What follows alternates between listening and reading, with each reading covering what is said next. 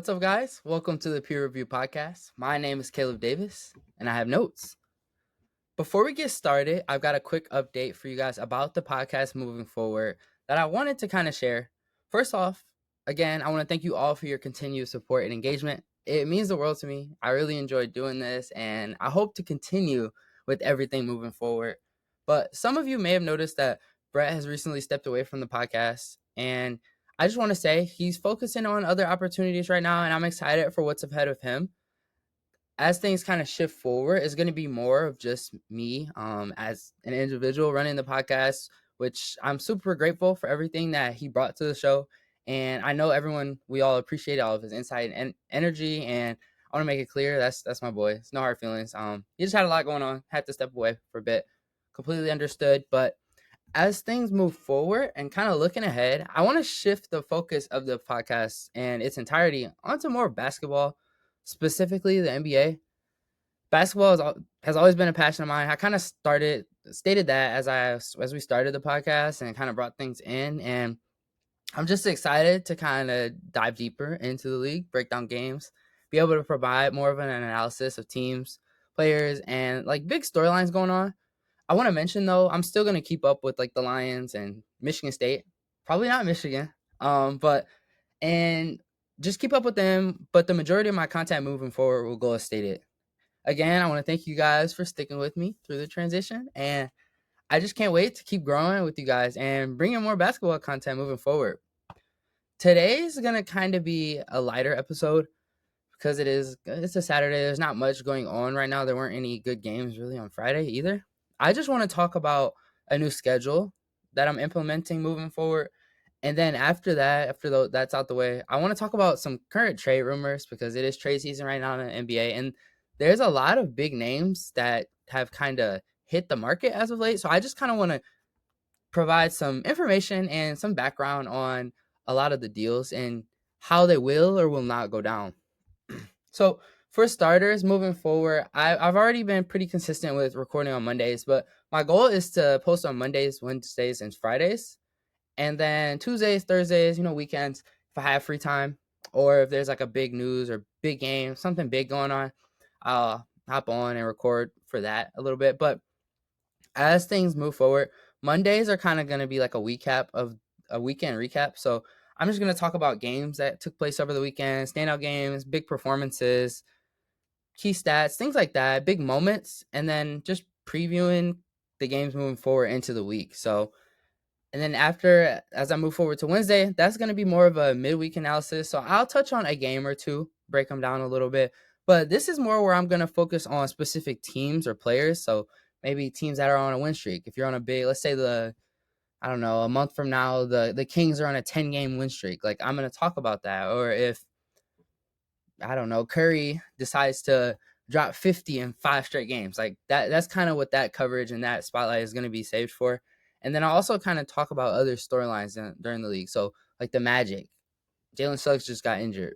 How's that kind of going to affect their group of moving forward because they're down their top 3 best players and things like that. And then I'll also kind of work in polls or feedback because on our Twitter at peerreview_podcast on X, I've been posting more polls and just trying to increase engagement. So I'm going to kind of keep working with that. And then lastly, I'll kind of talk about like if time permits on those specific days, just bold takes from around the league and things like that, just to spice it up a little bit, add a little bit more variety to the show. And then on Fridays, this is kind of going to be our weekend preview. So I'll do game breakdowns, but I'll also kind of highlight key matchups going on during the week. So like if there's a big rivalry game, storylines again, and then players and teams to watch and kind of how the standings are going to shift moving forward into the weekend. So I'm just excited for how things are going to turn out moving forward. It's going to be a little bit different, but I'm excited for it. And I want to clarify because I butchered the Twitter a little bit. It is, yeah, it was at peerreview_pod, not podcast, but just a small clarification. But without further ado, I'm going to kind of get into some of these trade rumors that we've been noticing around the league and that have kind of percolated on, social media, ESPN, like you've been hearing about them. The first thing that I want to debunk this like right off the bat, and that is the Jimmy Butler to the Suns, like trade news, a trade talk that we've been hearing about. I just want to come on the record and say this is not happening. Like, Jimmy Butler is not going to the Phoenix Suns. There's no way that there's no way to tangibly make it work. So I want to start by saying the Suns, they have a lack of assets. They don't have a lot of tradable salaries. They don't have any first round picks outside of one. And they don't have really any young guys to send out. So that already just makes it seem like what would Miami gain from sending their best player to a team that has nothing to offer? Like, yes, Jimmy might want to go there, and that might satisfy his needs, but the Heat have to think for themselves, and they have to prioritize themselves in this situation, and that's just for starters. Like, the most viable trade package that they could offer is some package deal, including Bradley Beal. Maybe if you set a young guy like Ryan Dunn, and then they have one 2031 unprotected first round pick, which that's not a very, in my opinion, that's not a really good trade package for Jimmy Butler, even as he's been getting older and is declining a bit. That's still not a good package for him. And then everyone's been talking about just, oh, you just trade Beal, like the Heat will take that contract. Bradley Beal has a no trade clause, meaning he can decline, he can veto any trade that is brought to him if he does not feel that, like, if he doesn't want it to happen. So that makes it even more complicated. So you have to get Miami to agree.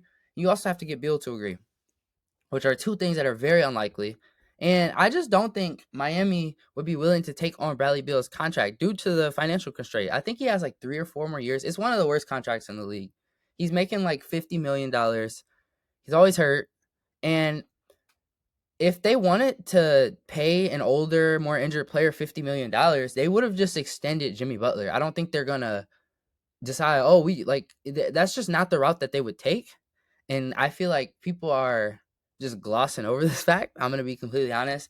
And also, I've heard like speculation about, oh, they'll just bring in a third team. One, you would have to find a third team that would be willing to take on that salary dump. And also, again, you would have to get Bradley Beal to okay a trade to a salary dump team. And I just don't see him leaving a contender to go to a team like the Jazz or going back to the Wizards. Like, that's just not going to happen. So I just want to start off by getting that out of the way. Jimmy Butler is not going to the Phoenix Suns. I'm kind of tired of seeing it being reported. And if it does happen, I'll bite my words, but it's not very likely as things currently stand. Some more likely options, though, I feel like there's two teams, because the Mavs kind of have the same issues as the Suns. They don't have they have some tradable contracts, but they don't have any draft compensation. And like the Heat don't just want role players in a couple seconds. Like, that's just not really it's not a good package for Jimmy Butler. But two teams that I think are more likely, the first one I would say is the Rockets, because they kind of fit a bunch of the categories that the Heat would be looking for in a Jimmy Butler trade. They have the draft compensation, they have trade assets, and they have salaries. Now, it's possible for him to end up here, but I think the Rockets would be better suited just kind of waiting for a younger star who kind of fits with the ages of their core young guys. Because like Sengun, let's say that's one of your foundational stars that you want to build around moving forward. He's younger. Like, Jimmy Butler has 4 more years left in the league. Like, that does not really align, and he'll be almost 40 by the time those guys are like really peaking. That doesn't really align with what that team needs.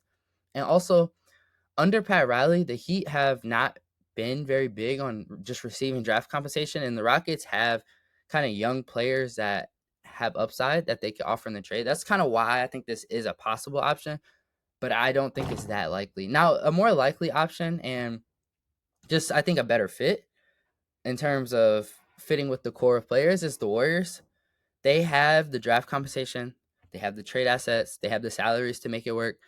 But one thing that I think is being undervalued is the urgency with which the Warriors are kind of maneuvering as of late, because the Warriors have openly said that they intend to maximize on this window with Steph Curry, and they've been, for the past few years, they've been kind of teetering on the fence of like trying to develop their young guys like Pods, Moody, Kuminga, while also trying to keep their star core. And they dropped the ball on letting Clay go, trying to give Pods kind of his shooting guard role. Pods has been a disaster this year.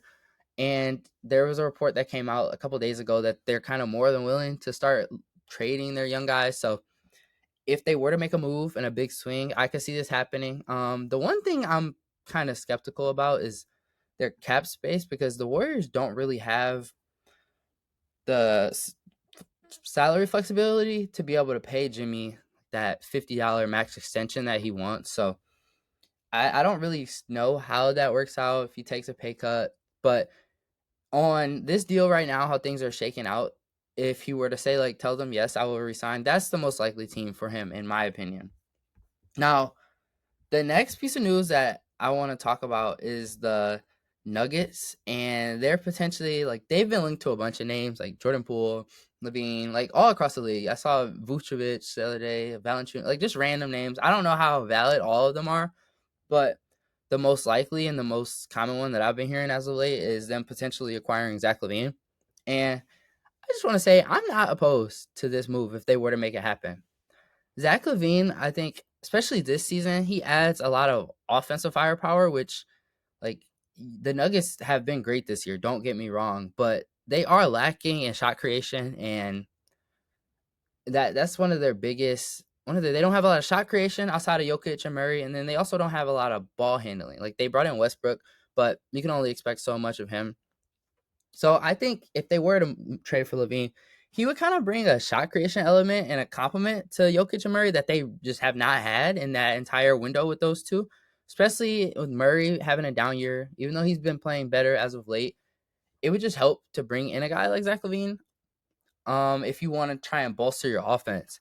And he just provides more options when guys have to sit, or like when Jokic is on the bench, or when Murray's on the bench. Like, he offers another two-man game element with Jokic. And I just want to go over LaVine's stats this year. He's been averaging 22 points per game, and he's shooting 50.5% from the field and 43.5% from three. So one of his most efficient seasons of his career. It's his second highest field goal percentage of his career and his highest 3-point percentage. So he's been having a great year. He's been playing. His contract is still a little horrid, but it's something you can kind of get over if he's playing like this. And as far as the shooting comps to MPJ, like, MPJ is one of those spot up shooters who's always ready to shoot the ball. Zach LaVine is also like that. Like, he's not afraid to shoot, so you won't be missing that much if you were to move MPJ on the front of, like, shooting. And they both are not super, like, MPJ has been pretty durable as of late, but they both have, like, injury concerns. Their contracts are pretty similar. And I just think LaVine's a better player for that value, because you're already paying MPJ a huge amount of money, and he's just a very good role player. So you're trading him for LaVine's not a star, but he's somewhere in between the star role player. He's somewhere in the middle ground. So it'd be a good move for them, in my opinion. A couple. Actually, I'll touch on one more thing before I talk about the kind of downside to it. But I think the Nuggets have the flexibility with their depth to move off of MPJ, because they have, like, Peyton Watson. He's taking a leap. Christian Brown. You have, like, just guys who can play a little bigger. They would lose some of their size profile, but, like, I think you could slide Christian Brown into the small forward role because he can play up. And alongside Jokic and Gordon, I think they'd be fine rebounding. They would lose some of their size profile, but they'd just be better offensively. So I think that'd help a bit. And I think since Christian Brown's been shooting so well, LaVine would kind of replace a little bit as shooting guard, like, some of that shooting that Caldwell Pope brought as well, because, like, they have been missing that a little bit. So I don't know. There's positives and there's negatives to the move. Now, as far as, like, the downside, I think the biggest thing, and I just mentioned this, but losing Michael Porter Jr.'s size and his rebounding, like, that stuff is kind of hard to replace. Like, he's a 6'10", 6'11" small forward, and most teams around the league don't have a small forward that's quite his size. So it kind of becomes like a matchup problem, because usually you're putting, like, your big defending forward on Jamal Murray, especially if you bring in LaVine. Like, it changes things a bit. And I just think that would be hard to replace. But that's really the biggest thing. I think it cuts down on their size profile. But it ups their offensive potential, in my opinion. So if the Nuggets are trying to lean more into offense and take that route moving forward, I think it's a good move for them. But I guess we just gotta wait to see if they actually pull the trigger or not.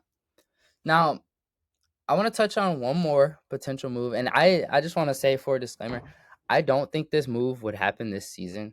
It's just something interesting to talk about. But De'Aaron Fox and the Kings, there's been a little turmoil that's been reported because the Kings haven't been a very good team this year, and De'Aaron Fox just told them that he wasn't going to sign his extension because it wouldn't make sense for him to sign it now. Like, he has the potential to make a lot more money if he were to wait it out, make an All NBA team, receive some of those accolades. So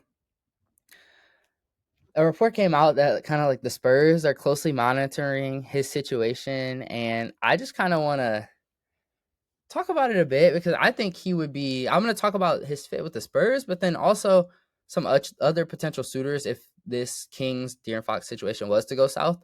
Now, the Spurs pairing him up with Wemby would just be a amazing fit because he's like a downhill speed guard, get to the rim, and Wemby as of late especially has really preferred like taking that stretch big role. So their shooting and driving ability would just complement each other so well. He's a great ball handler, great playmaker, and I think that would unlock him more as a defender when he won't have to do as much on the offensive end because I think he has a potential to be like an all defense level guard because he's so freaking athletic and fast and can move laterally. He's so explosive, and he's one of my favorite guards in the league to watch. I don't really like watching the Kings because they don't play defense, but I like watching De'Aaron Fox because I just feel like he's just a highlight reel, and he, especially in the fourth quarter, he's just a great player. If he were to be moved, that is the place where I would want to see him because I think the Spurs already. I'd have to check where they are in the West right now, but I know they're not far out from the play-in, and Wemby's been playing great as of late. They're like 7-2 in their last 9 games. Like, they've been hooping, and I think if you were to bring him in this season, the Spurs would make the playoffs. Like, that's how good Wemby's been. That's how good that team has been. But I just don't see the Kings moving off of him that soon. I think he had I just don't see it happen. If it were to happen, if I could be wrong, but I'm pretty sure he would have like an option to. I think he has one more year after this contract, so it's kind of they'd trade him in the off season, either the off season or during the season next season. But could be wrong about that. I have to check that a bit. But some other potential teams for De'Aaron Fox that I think may be on the radar moving forward. To both of the Florida teams, so the Heat, the Magic, and then I also think the Rockets are among the few teams in the league that could use a point guard of his caliber. Like, don't get me wrong, like most teams could use him, but the point guard, most contending, most contending teams already have like established their point guards. Like, if you look around the league, there aren't that many teams that don't have pretty good point guard play. Like, I feel like the point guard market around the league is pretty saturated as things currently stand. Like, if you look around, like the Pistons have Cade, like the Bucks have Dame, the Hornets have LaMelo, like the Sixers have Maxey. The list just goes on and on. The Pacers have Tyrese Halliburton, who they traded like from the Kings, but like there's just not a lot of point guard opportunities. But there are teams who actually need his services and kind of what he'll fit. And you also like, yes, there's like the worst teams where he could go, but you also got to think he's not going to a bottom feeder team. Like, he's trying to go to a contender. He's not getting up there in age, but he's getting older. He's starting to mature, and he's starting to hit that point where most guys hit in their career where they're like, I want to win. And that's kind of where he's at. I think the Spurs are a great fit for that. But the other 3 teams that I mentioned, the Heat, Magic, and Rockets, are all in need of point guards. The Heat don't have that good of a package that they could offer, so they'd be like a swing for the fences team. But the Magic and Rockets are 2 very interesting teams that I think could throw their hat in the mix if they, especially the Rockets, if they don't make a Jimmy Butler trade or some big trade, because Fred VanVleet's been like a disaster for them. He's super inefficient. He's regressed on defense, and like, yes, they brought him in to kind of be like a veteran and a leader, and he's done that, but he's not worth that $40 million contract. I'll just say that. And there's a chance for them bringing in Fox and pairing him with their younger guys. I could see that working really well.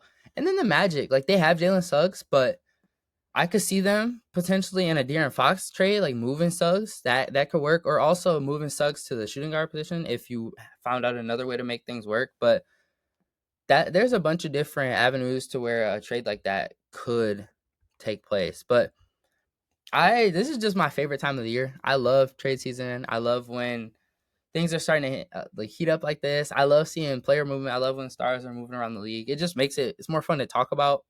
It's more fun to watch, and it's just a lot going on right now. But that's all I have for today. Thank you guys so much for tuning into the Peer Review Podcast. As a reminder, I'm going to be following a new schedule moving forward, Monday, Wednesday, Friday, so look out for that. And also, please make sure to share the podcast with your friends and family, as well as follow us on X at peerreview_pod and on TikTok at Peer Review Podcast to stay up to date with the latest episodes and releases. This is the Peer Review Podcast, signing off.